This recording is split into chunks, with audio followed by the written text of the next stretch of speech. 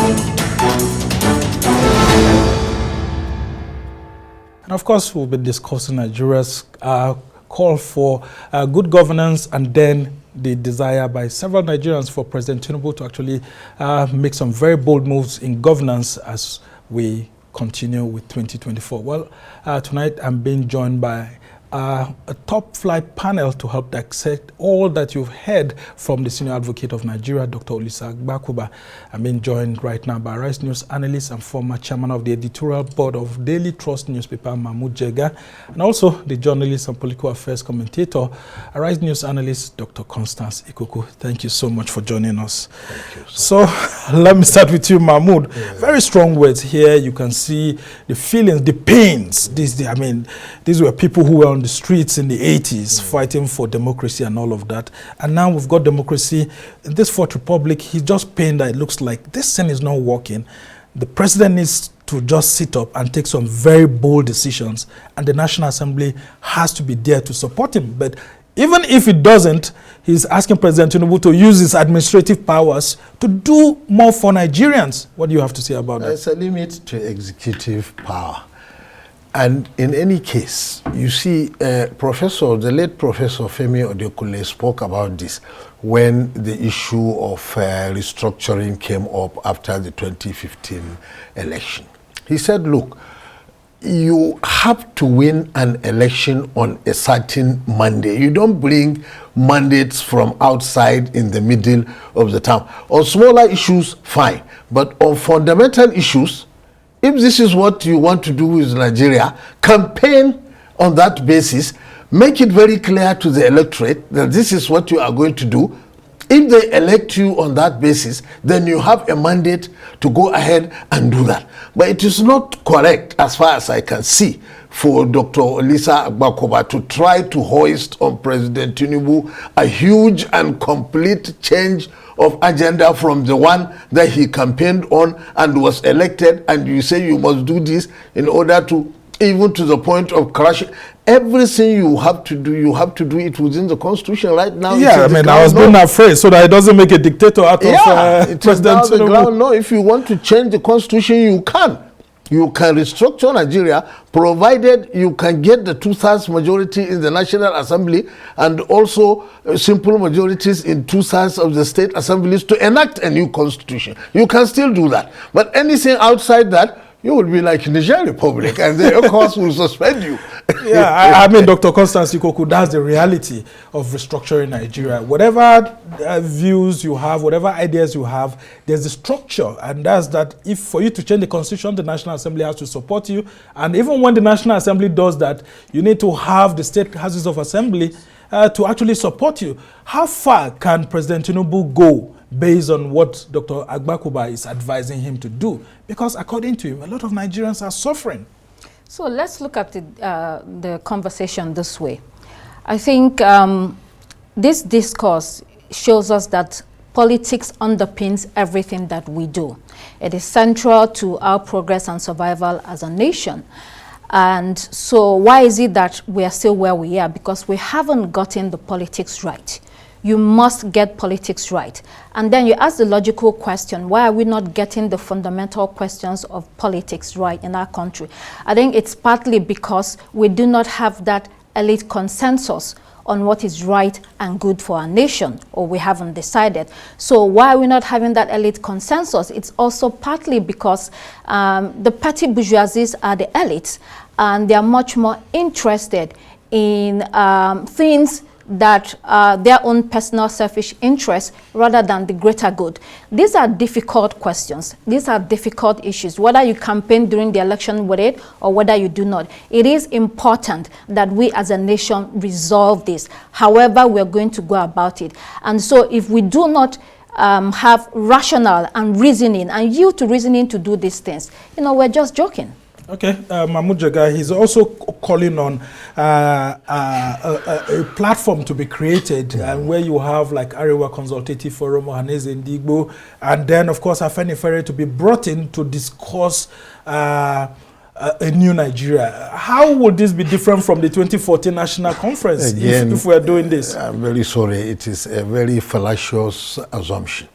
the 1979 Constitution, as you reminded him, was adopted by an elected Constituent Assembly. Representatives were elected from all the constituencies in Nigeria. I think that Constituent Assembly was chaired by Justice Udoma. Yes, Justice Udoma. Yeah, and after it was adopted, well, there was some criticism that the Supreme Military Council had to enact the Constitution into law by decree. Well, because the Supreme Military Council was ruling, it was the ground norm, and they also made a few changes, but very small, like adding NYSC and Land Reform Act to the Constitution. Yes, they did about 8. But that was an elected Constituent Assembly. Why does Olisa Agbakoba think that the Afenifere and the Arewa Consultative Forum or the Ohaneze in the Igbo is more important and more representative of the opinion of Nigerians than an elected Constituent Assembly? He said they are very credible voices. Well, no, within the regions, they don't control all sorts. I mean, they are I don't know, Doctor, do you have anything to add to that? Calling these groups, I mean, how different will that be from the 2014 Abuja arrangement that we have, with some people call the Jamboree, because the provisions, whatever they agreed on, is yet to be implemented? I don't think anybody's calling for a sovereign national conference anymore. You know, maybe it was a mistake at the time. They called for it, but we understand what they were trying to say. We need to move the needle. So we do have a National Assembly. You then ask yourself a question. This National Assembly that we have, is it the one that is going to change the country? Do you see what is happening in the National Assembly, whether it's at the federal level or at the state level? So we are in a quagmire. It is a very tough situation. Do they look like a National Assembly that is interested in moving the country from point A to point B? You might not like what we are saying right now, but that is the truth.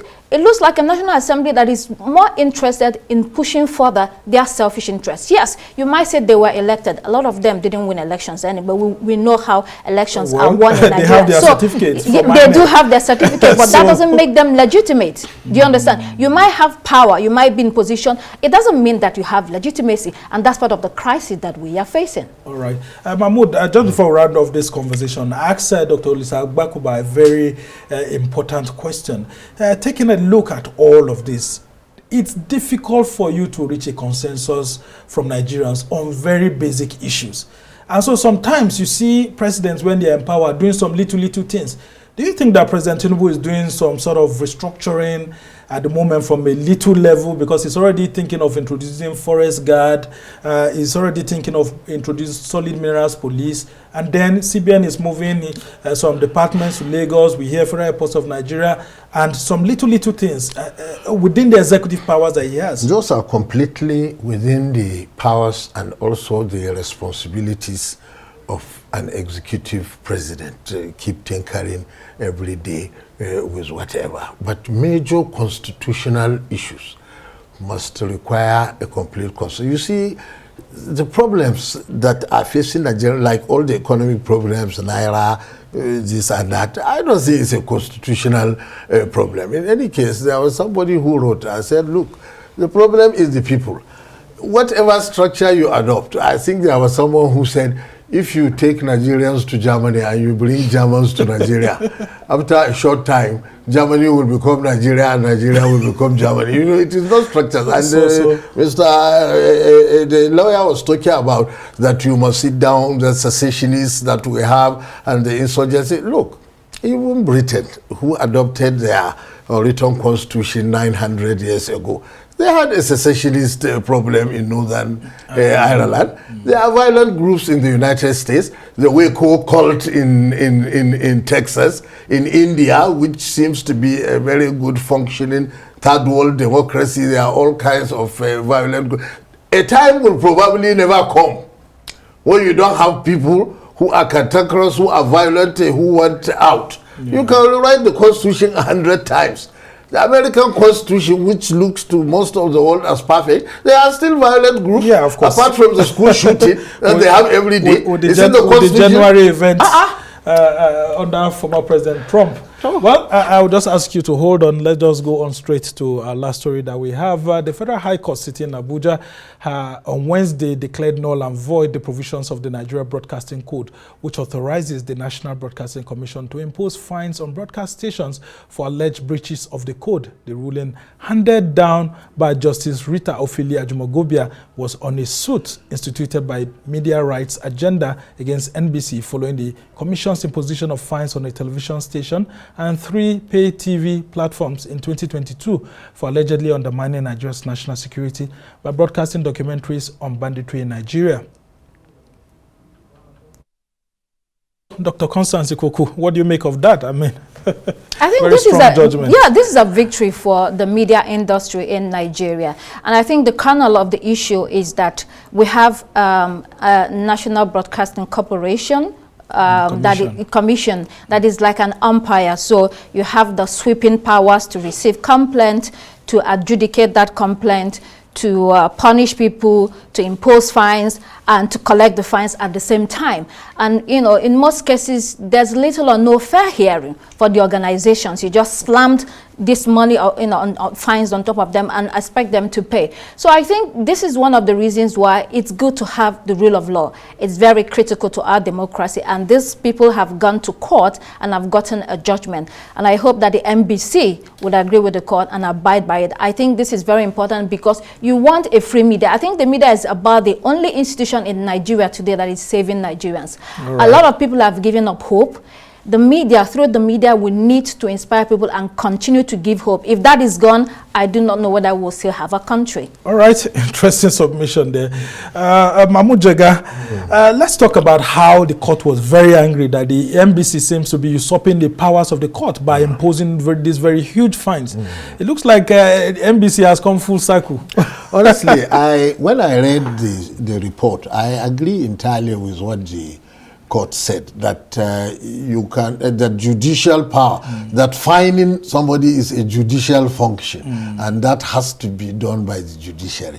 However, I think that the broadcasting code was adopted for a very good reason, because really it is true that some electronic media stations overstep bounds and they do things that could cause confusion in the society. So it is important to enforce the code, but it must be enforced within the laws and the constitution. If it requires fining people, it means NBC probably now has to go to court and obtain an order to fine someone. I think the court was right. Yeah, but does this also impose a higher form of self-regulation on the media, specifically broadcast houses, self-censorship, so that they don't take their powers for granted too? Well, you know, that's the whole purpose of professional training.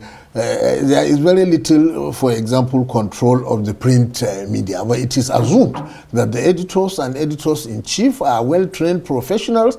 They also love the country. They have respect for peace and court order and law, and they restrain themselves.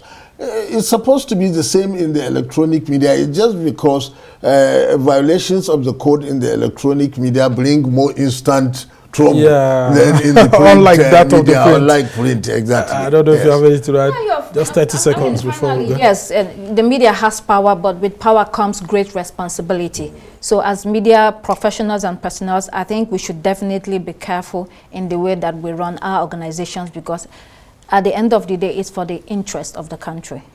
All right, I want to end this conversation by saying that power is nothing without control, according to a popular advert. So the media has a very huge responsibility ahead of it, irrespective of the fact that the NBC has been stripped of the powers to actually impose fines. But we must thank you so much. Mahmud Jega is our own Arise analyst, and of course, you've really provided some great insight. And of course, our own Dr. Constance Ikokwu, thank you so much for providing those great insights too. Well, that's how it's been for this edition of Arise Primetime. Do join us again tomorrow.